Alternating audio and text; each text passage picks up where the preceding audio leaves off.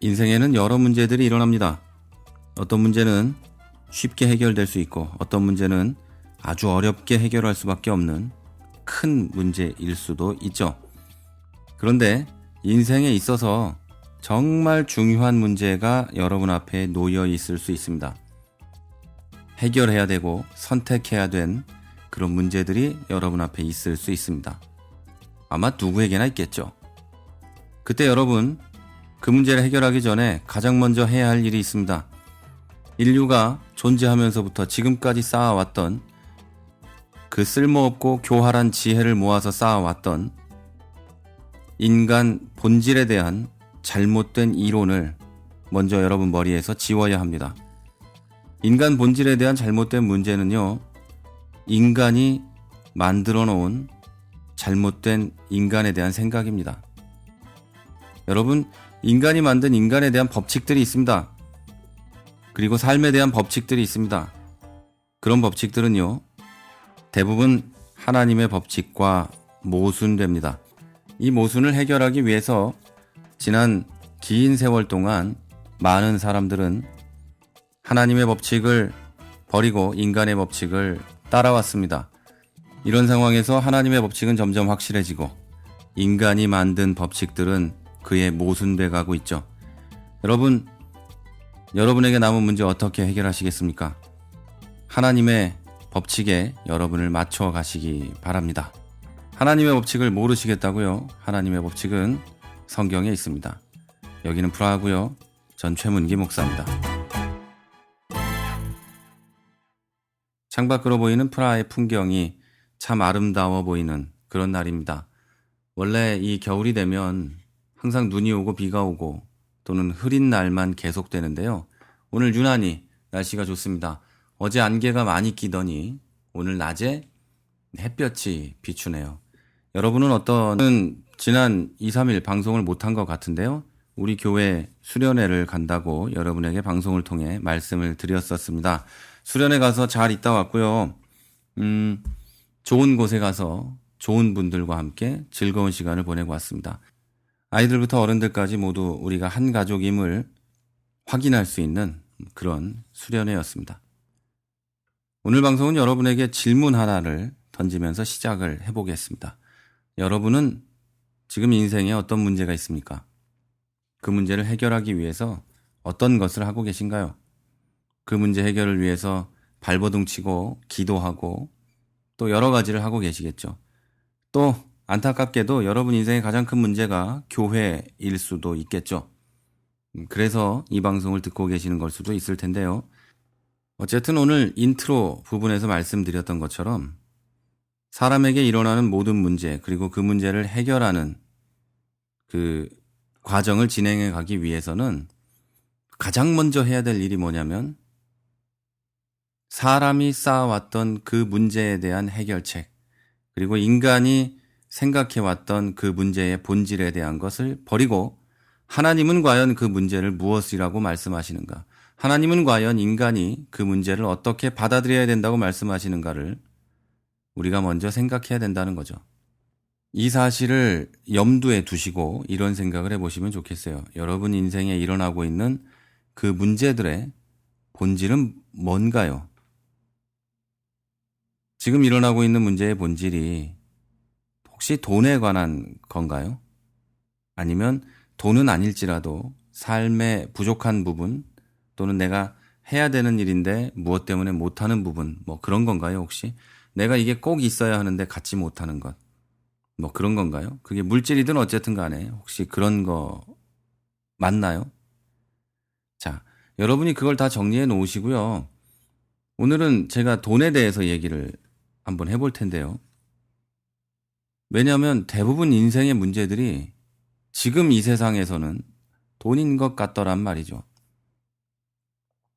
굳이 돈이 우리 인생에 그렇게 큰 문제가 아니어도 되는데 돈이라는 것이 사람에게도 문제고 단체에게도 문제고 교회에게도 문제더란 말입니다.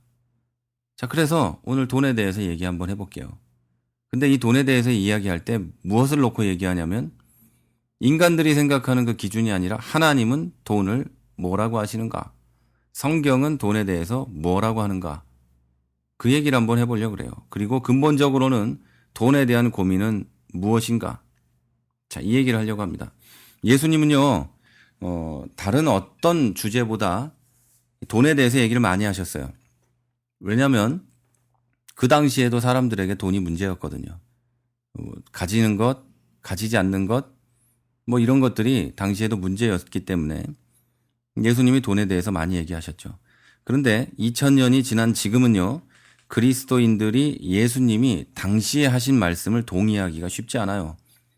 왜냐하면 예수님은 그 당시에 있는 그 사람들에게 말씀하신 거고, 그게 지금 2000년이 흐른 지금에 와서는 아무 의미가 없다는 것이 아니라, 여기서 오해하시면 안 돼요. 아무 의미가 없다는 것이 아니라 예수님의 말씀 그대로를 한자 한자를 내 삶에 적용하기가 쉽지 않을 만큼의 세월이 흘렀기 때문입니다. 예를 들어서 사실 예수님은 어떤 제도에 대해서 구체적으로 뭐 이야기하지는 않으셨어요. 그리고 누군가 개인의 재정 문제, 돈 문제에 대해서 구체적으로 관여하고 네가 어떻게 해야 되고 돈을 어디에 얼마를 쓰고 헌금을 얼마를 하고 뭐 이런 얘기도 하지 않으셨어요. 왜냐하면 본질은요, 예수님이 바라보실 때 본질은 돈을 어떤 사람이 어떻게 쓰냐가 그 예수님에게 본질이 아니었단 말이에요. 근데 요즘에는 뭐 이상한 것들도 인터넷에 떠들고 그러는데요. 사람에게 돈을 어떻게 쓰느냐, 그걸 어떻게 관리하느냐가 본질인 것처럼 말하는 사람들이 있단 말이에요. 그걸 잘 쓰면 하나님이 복을 주고 잘 안 쓰면 하나님이 복을 안 준다 뭐 이딴 소리를 하는데요. 그런 거 아니고요. 그리고 그런 거 듣고 따라하고 그런다는 것 자체가 하나님이 돈을 바라보는 본질을 오해하고 있는 거예요. 하나님은요, 돈을 어떻게 쓰고 안 쓰고에 대해서 구체적인 이런 것을 말씀하지 않으시거든요. 자, 여러분, 이렇게 한번 정리해 봅시다. 하나님은 여러분이 돈을 어떻게 쓰는지에 대해서 여러분이 생각하는 것만큼 큰 관심이 없으십니다. 왜냐하면 하나님은 돈 자체를 어떻게 사용하는 것보다 그 돈이 여러분에게 어떤 영향을 주고 있는지에 더 관심이 있기 때문이죠. 좀 쉬운 표현으로 하면요, 돈이 여러분에게 어떤 역할을 하고 있는가, 이게 하나님에게 중요하다는 얘기입니다. 여러분, 이 누가복음 12장에 보면은요, 이런 이야기들이 기록돼 있습니다. 참새 5마리가 2아사리온에 팔린다. 그런데 하나님 앞에서는 그 하나도 잊어버리는 바 되지 않는다. 심지어는 너희들의 머리털까지 세신다. 두려워하지 말라. 참새보다 너희가 훨씬 귀하다. 자, 이런 얘기를 예수님이 하세요. 근데 이런 이야기들을 하고 계시는 사이에 한 사람이 예수님께 와서 이런 이야기를 합니다. 야, 선생님, 우리 형한테 얘기해가지고요, 유산을 좀 나와 나누게 좀 해주세요. 그런 얘기를 해요. 그러니까 예수님이 이렇게 얘기합니다. 야, 누가 나를 너희의 재판장이나 물건 나누는 사람으로 세웠냐? 응? 삼가 모든 탐심을 물리치라. 사람의 생명이 그 소유에 넉넉한 데 있지 않다. 이렇게 얘기하세요.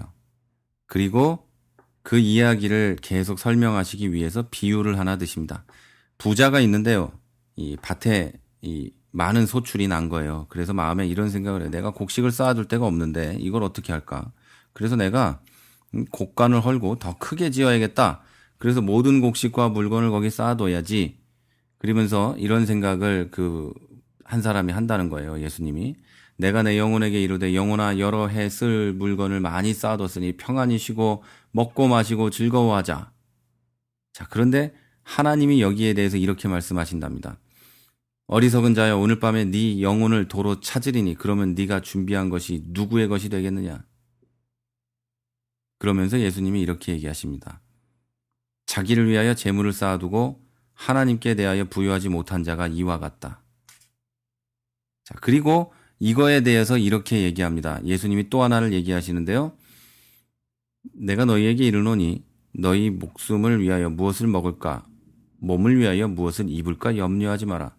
목숨이 음식보다 중하고 몸이 의복보다 중요하다. 까마귀를 생각해봐라. 다 먹이지 않느냐? 너희 염려함으로 그 키를 한 자라도 더 할 수 있냐? 작은 일도 하지 못하면서 다른 일들 염려하지 마라. 들에 핀 백합화를 봐라. 실도 안 만들고 짜지도 않는다. 그런데 그 백합화가 입은 옷이 솔로몬의 모든 영광보다 훌륭하다. 오늘 있다가 내일 없어지는 들풀도 하나님이 입히시는데 너희야 어떻게 할 것이냐. 이 믿음이 없는 것들아, 무엇을 먹을까 무엇을 마실까 하면서 근심하지 말아라. 그건 세상 사람들이 구하는 거다. 자, 이 얘기를 예수님이 하셨어요. 그러면서 이어서 얘기하십니다. 다만 너희는 그의 나라를 구하라. 그리하면 이런 것들은 너희에게 덤으로 줄 거다. 그러나 두려워하지 말라. 너희 하나님께서 그 나라를 너희에게 주시기를 기뻐하신다. 자, 이 내용은요, 이런 얘기입니다. 너희가 아무리 돈을 많이 쌓아놔도 하나님이 오늘 당장 가져가면 소용이 없어. 그러니까 헌금 많이 해. 이런 얘기가 아니에요. 예, 그런 얘기라고 하시는 분들도 있는데요. 이 얘기는 그런 얘기들이 아닙니다. 자, 이 12장에 이어져 가는, 누가복음 12장에 이어져 가는 얘기들은요, 이런 얘기예요. 네가 하나님을 의지할 것인지 돈을 의지할 것인지 선택하라. 이 얘기를 하고 계시는 거예요. 하나님이 여러분과 함께 하심에도 불구하고 많은 사람들은 하나님보다 돈을 더 의지합니다. 그 증거가 뭐냐면요. 여러분은 절대 돈을 앞에 놓고 그걸 놓고 기도하진 않습니다. 그러지 않죠. 돈 이렇게 꽂아놓고 여러분 절하고 그러지 않죠. 예수 믿는데. 그런데 그걸 하고 안 하고와 관계없이 여러분에게 일어나는 거의 모든 문제, 그 본질을 돈으로 보고 있는 거, 그게 여러분이 하나님 말고 돈을 의지하고 있다는 거죠. 여러분에게 일어나고 있는 거의 모든 문제의 본질은요, 여러분이 하나님을 믿고 의지하고 있는가, 그렇지 않은가에 있습니다.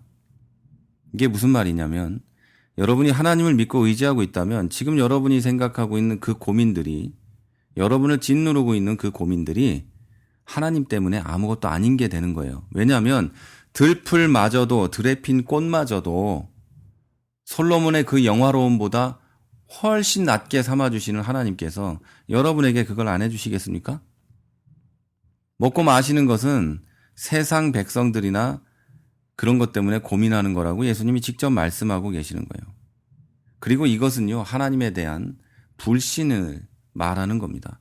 하나님이 나에게 그렇게 해주지 않을 것 같으니까 내가 돈을 놓고 고민하고 있는 거죠. 하나님이 나에게 그렇게 해줄 것 같지 않다고 생각하기 때문에 돈을 놓고 고민하는 거죠. 이렇게 기도합니다. 하나님 나에게 돈을 좀 주세요. 하나님 나에게 은혜를 좀 주세요. 내가 이걸 가지고 뭘 하겠습니다. 이렇게 하죠. 그러나 여러분, 하나님을 갖고 싶은 겁니까? 돈을 갖고 싶어서 기도하는 겁니까? 여러분이 누구를 따르고 누구를 믿고 섬기는가가 바로 거기서 드러나는 겁니다. 여러분, 돈은 우상이 되기 쉽습니다. 돈이 여러분에게 어떤 역할을 하는지가 더 중요합니다. 돈이 여러분에게 우상이 되고 있다면 돌아서셔야 돼요. 돈은요, 개인의 삶을 장악하고 지배하고 그 사람의 관심을 하나님으로부터 멀어지게 합니다. 여러분, 예수님은요, 소유를 비난하지 않았어요. 돈을 갖는 것, 재산을 갖는 것에 대해서 뭐라고 한 적이 없으세요. 그런데 그 돈이 여러분의 미래를 보장해 줄 거라는 생각은 예수님이 싫어하는 생각이십니다. 아까 제가 성경 이야기를 해드렸죠. 곡식이 많이 나오니까 곡간을 하나 짓고 자기 영혼에게 이렇게 말한다잖아요. 내가 여러 해 동안 먹고 마실 걸 쌓아뒀으니 평안히 쉬고 먹고 마시고 놀자. 여러분, 돈이 여러분에게 그렇게 해줄 것 같습니까? 그것을 해줄 수 있는 분은 하나님밖에 없어요. 그런데 돈을 좀 쌓아놨다고 그 돈이 나에게 그걸 해줄 수 있을 거라고 믿는 게 어리석은 인간이죠. 무엇을 먹을까 무엇을 마실까를 고민하고 있는 것은요, 돈이 미래를 보장한다는 믿음에 대한 증거입니다.